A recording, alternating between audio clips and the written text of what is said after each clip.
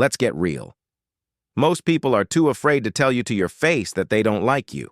Instead, they hide behind fake smiles, hollow compliments, and forced politeness. I've been there too, thinking someone was a friend, only to find out they were secretly hoping for my downfall. It's brutal, but here's the truth. If you don't recognize the signs, you'll end up wasting your time and energy on people who, deep down, can't stand you.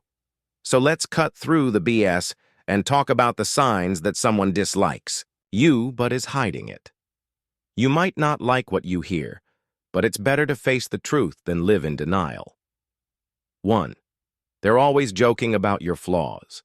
We all know that one person who loves to joke, especially when the joke is on. They'll pick at your quirks, your mistakes, your little imperfections, and they do it with a smile saying, "I'm just messing with you." It seems harmless at first, but let's not kid ourselves.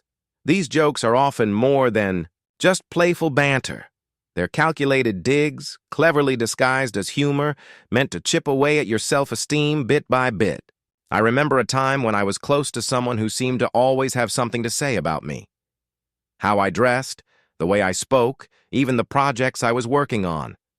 At first, I laughed it off, thinking it was all in good fun. But as time went on, I noticed a pattern. The jokes were always aimed at my perceived weaknesses, never at my strengths.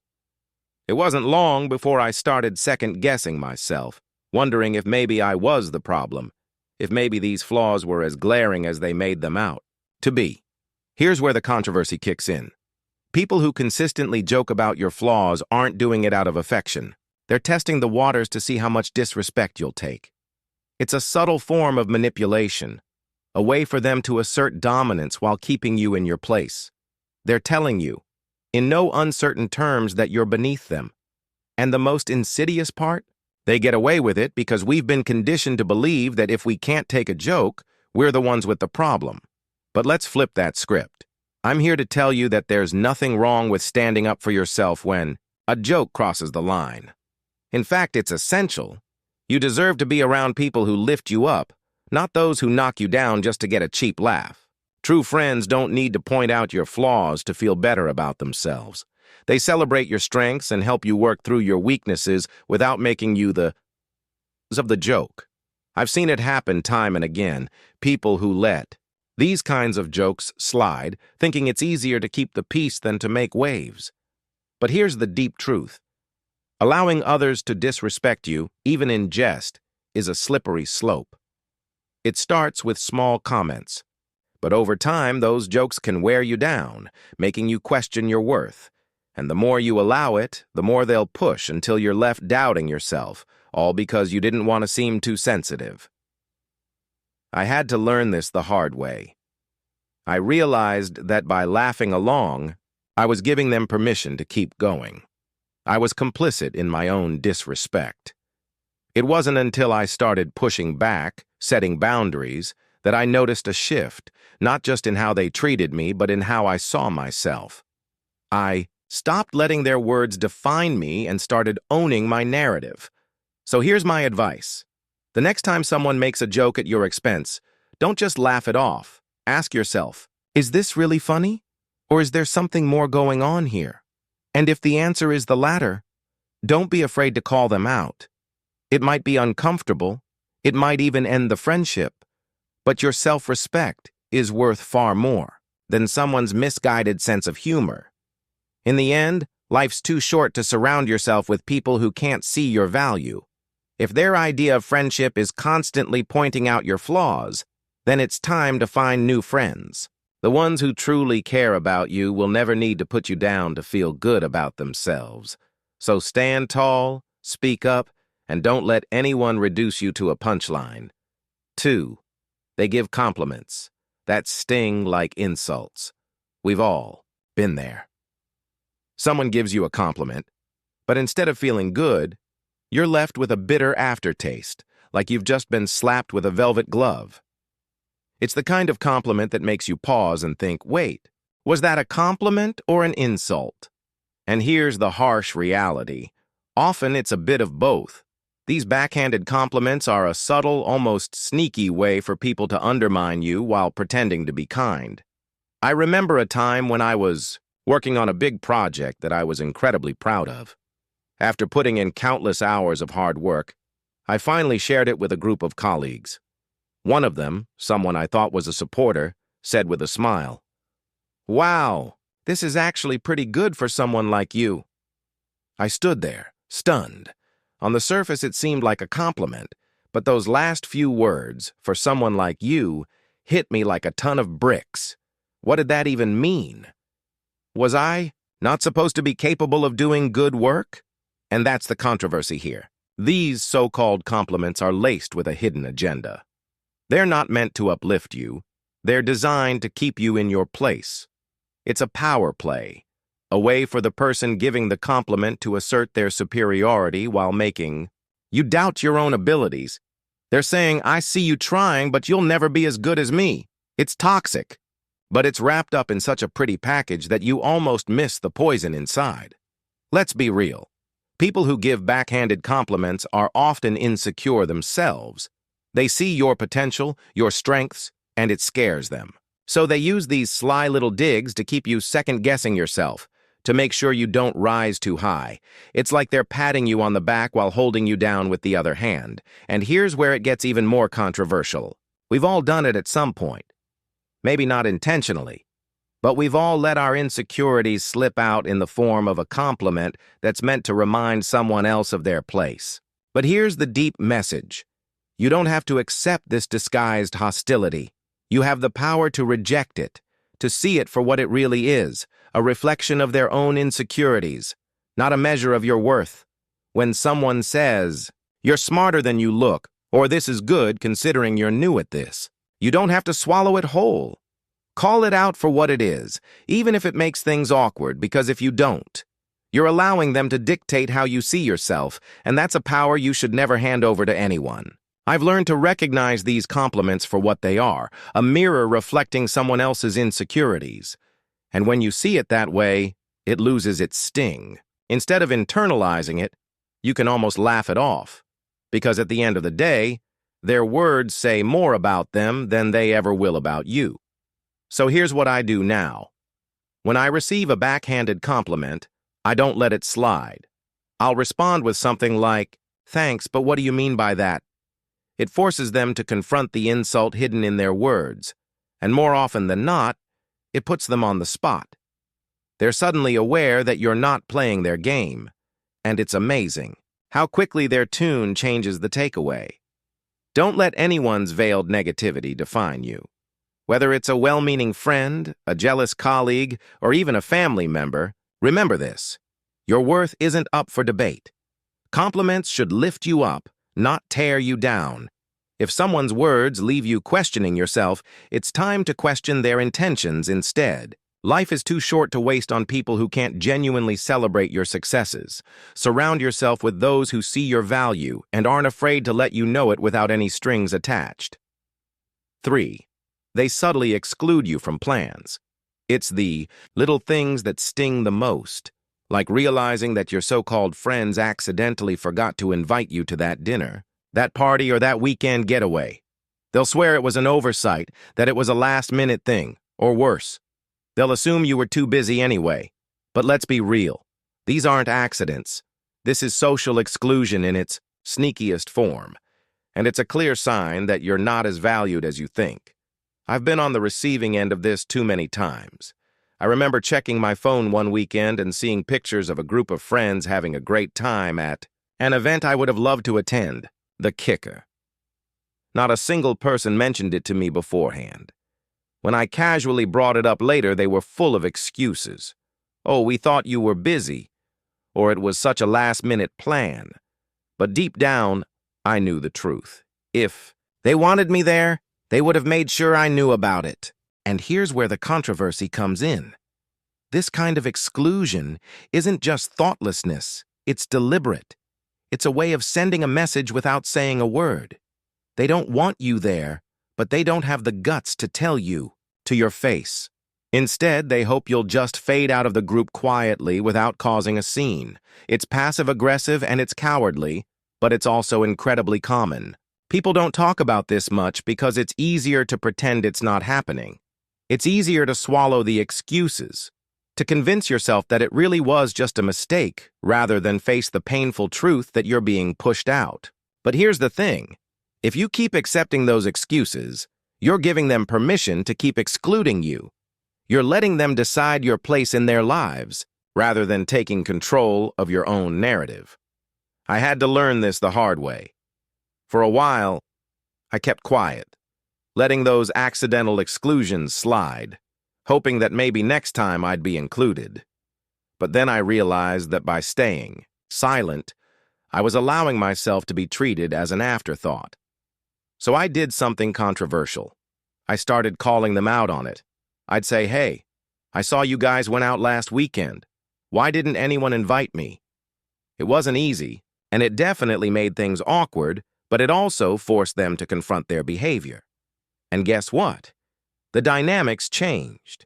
Some people got defensive, others tried to make up for it, but the bottom line was clear. I wasn't going to let them exclude me without a fight. Here's the deep message. If people want you in their lives, they'll make the effort to include you no matter how last minute the plan is. And if they don't, then it's time to rethink the value of those relationships. You deserve to be around people who don't make you feel like you're constantly chasing after their approval or their attention. True friends don't forget to invite you. They make sure you're there because they genuinely enjoy your company. So, if you find yourself being subtly excluded from plans, don't just brush it off. Confront it, ask the hard questions, and be prepared for the answers, even if they're not what you want to hear. Because at the end of the day, it's better to know where you truly stand than to be left wondering why you were left out again. And remember, you're not a backup option, you're a priority. Surround yourself with people who treat you like one. They're busy only when it comes to you. We've all heard it before. "I'm so busy these days, sorry I can't hang out." It's the perfect excuse. After all, who isn't busy? But what happens when you start noticing a pattern? They're always available for others, posting pictures of their outings, catching up with mutual friends. But when it comes to you, suddenly they're swamped. Here's the cold, hard truth. They're not too busy. They're just too busy for you. I've been in that frustrating situation more times than I care to admit. I remember reaching out to a friend I used to be close with, trying to set up a time to catch up. Every time I suggested something, they'd have an excuse. "I'm working late. I've got a lot on my plate. Maybe next week." Meanwhile, I'd see them hanging out with other people, having a great time, somehow always finding a way to make time for everyone except me. It took me longer than I'd like to admit to see the pattern. The message they were sending was loud and clear. I wasn't a priority in their life anymore. Here's where the controversy comes in. We've been conditioned to accept busy as a valid reason to be pushed aside. But let's be honest, people make time for what and who they care about. If they're constantly busy when it comes to you, it's not about their schedule, it's about their priorities. And that's a hard pill to swallow because it forces you to confront the reality that you might not be as important to them as they are to you. The harsh reality is that busy is often a polite way of saying, "I don't want to spend time with you." It's easier for them to blame it on their schedule than to admit that they're choosing not to include you in their life. It's a passive-aggressive way of keeping you at arm's length without having to deal with the confrontation that would come with telling you the truth. They want to keep you on the hook, just in case, without actually investing in the relationship. I've been on both sides of this. There were times when I was the one making excuses because I didn't know how to tell someone that I'd outgrown the friendship. But being on the receiving end taught me a valuable lesson. It's better to be honest, even if it's uncomfortable, than to string someone along with excuses. When I finally called out my friend on always being busy, the conversation was awkward. But it was necessary. It gave me the clarity I needed to move on and invest my time and energy in relationships where I was valued. And here's the deep message. Your time is precious, and so is your energy. Don't waste it on people who can't be bothered to make time for you. If someone is constantly too busy for you, it's time to reassess the relationship.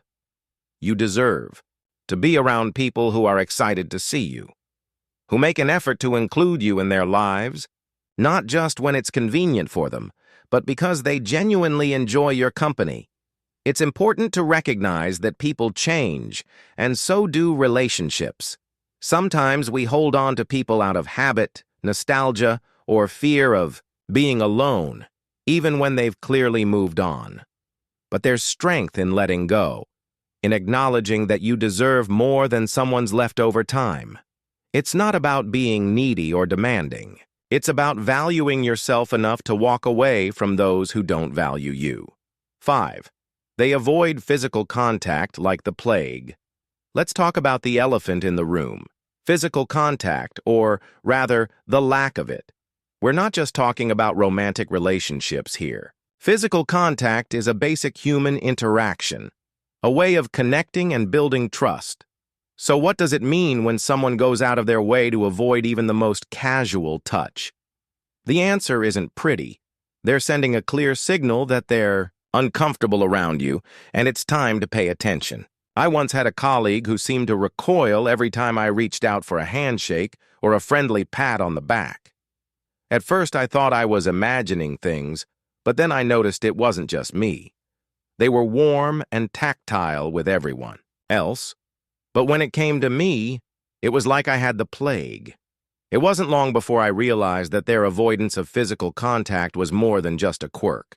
It was a deliberate effort to keep me at a distance. Here's the controversial part.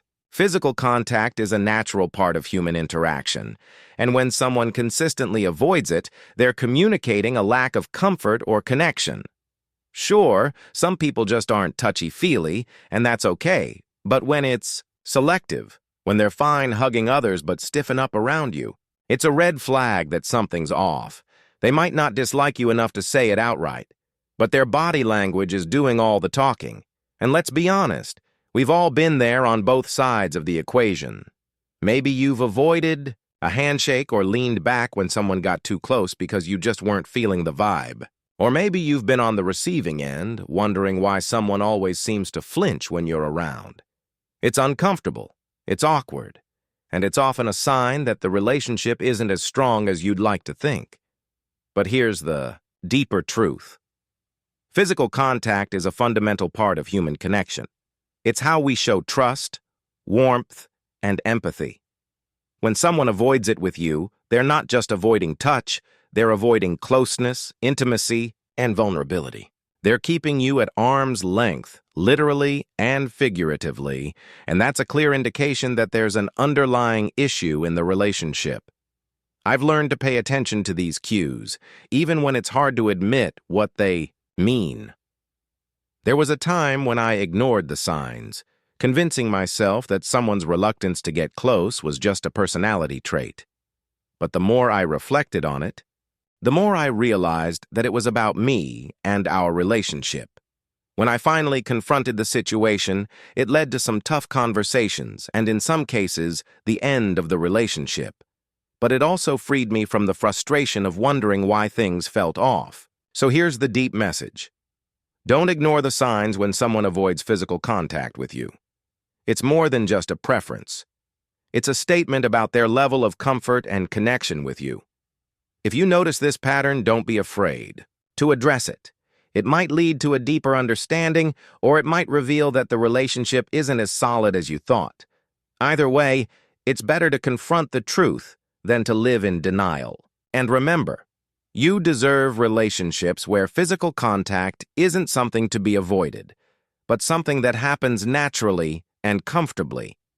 Whether it's a friendly hug, a handshake, or just sitting close without feeling awkward, these small gestures build trust and connection. If someone consistently avoids them, it's a sign that something's not right.